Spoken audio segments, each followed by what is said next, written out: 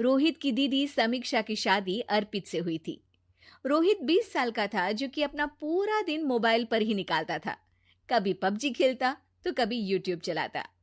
एक दिन अर्पित और समीक्षा समीक्षा के मम्मी पापा से मिलने आते हैं और देखते हैं कि रोहित मोबाइल से हटने को तैयार ही नहीं है। अरे रोहित, तुम्हारी तो आईआईटी की परीक्षा है ना? तुम तैयारी नहीं कर रहे हो परीक्षा की? वो सब तो मोबाइल पर ही हो जाएगा। ये देखिए, ये है गूगल। इससे जो भी पूछो वो सब बता देता है। तो आखिर कागज क्यों बर्बाद करूं? अरे पर तुम इन प्रश्नों की तैयारी बिना लिखोगे कैसे? उसमें क्या है, ये देखिए नोटपैड, बिल्कुल कॉपी जैसा है, इसी पर कर लूंगा।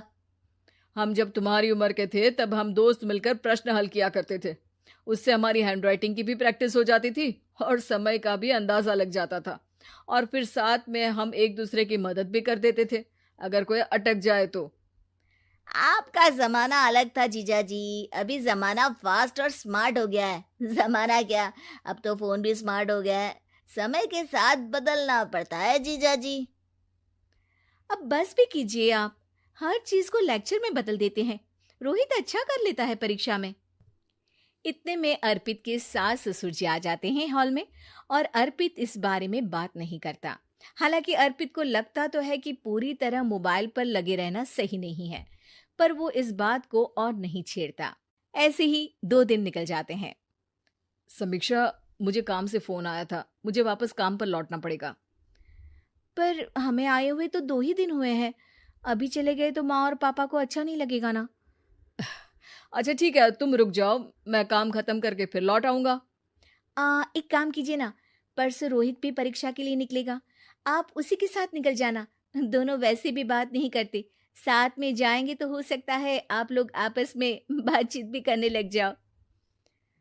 आह, ठीक है, मैं काम को 2 दिन टाल सकता हूँ।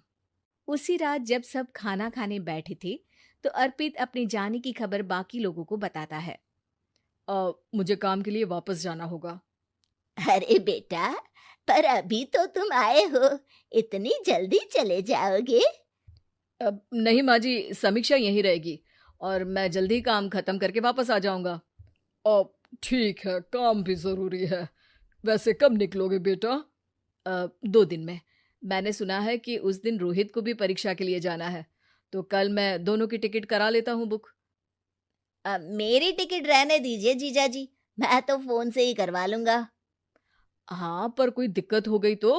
अरे कोई दिक्कत नहीं होती जीजा जी, फोन सब कर सकता है।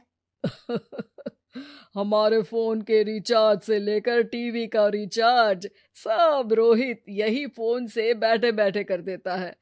अब ये नई चीज तो हमारे समझ के परे है, पर अच्छा है कि रोहित जानता है। हमारी मेहनत इतनी कम हो गई भाई।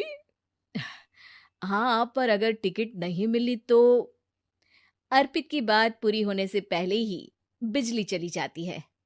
अरे ये क्या हो गया, आपने बिजली का बिल भर तो दिया था ना? अरे नहीं, मैं तो भूल गया था। अरे टेंशन मत लो माँ। देखा जीजा जी, आप बिजली का बिल भी भर सकते हो, समय बदल गया है। एक बार फिर अर्पित इस बात पर बहस नहीं करता। अगले दिन जाकर अपनी टिकट करवाता है और पैकिंग कर रहा होता है, जब शाम को अचानक से रोहित के चिल्लाने की आवाज आती है। नहीं, प्लीज प्लीज हो जा, ऐसा मत कर यार, प्लीज हो जा। अरे क्या हो गया रोहित? दीदी, सर्वर हैंग हो गया, मेरे टिकट मेरी टिकट नहीं हो पाई दीदी। क्या मतलब टिकट नहीं हो पाई? इतने में वहां रोहित के मम्मी और पापा भी आ जाते हैं। अरे क्या हो गया? माँ, मेरा टिकट नहीं हो पाया, सर्वर डाउन हो गया। अरे पर तूने तो बोला था कि हो जाएगा।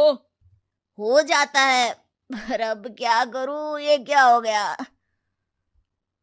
अब कल की तो कोई बस भी नहीं है, ना ही अब टिकट मिलेगी ट्रेन की कल के लिए। मुझे तो कोई रास्ता नहीं दिख रहा। अब फिर लगता है मेरा ये साल बर्बाद हो जाएगा। घर पर एकदम से दुख का माहौल छा जाता है और सब रोहित को डांटते हैं, पर इतने में अर्पित वहां आ जाता है। आप सब रोहित को क्यों डांट रहे हैं? आपने ही तो उसे बढ़ावा दिया था ना।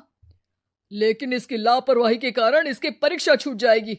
इसने तो हमसे कहा था कि टिकट हो जाएंगे। हे भगवान, अब क्या होगा? चिंता करने की कोई बात नहीं है। मैंने एक एक्स्ट्रा टिकट करवा ली थी। मैं समझता हूँ कि मोबाइल हमारा ही काम आसान करने के लिए है, पर उस पर ही पूरी तरह से निर्भर होना तो गलत बात है ना। रोहित टिकट को देखकर बहुत खुश हो जाता है और जोर से जाकर अपने जीजाजी के गले लग जाता है। सॉरी जीजाजी, मुझे आपकी बात ध्यान से सुननी चाहिए थी, पर थैंक यू सो मच। हाँ बेटा, तुमने तो इसका भविष्य बचा लिया। शिक्षा, दूसरों से मदद मांगना गलत नहीं, पर दूसरों पर निर्भर हो जाना गलत है।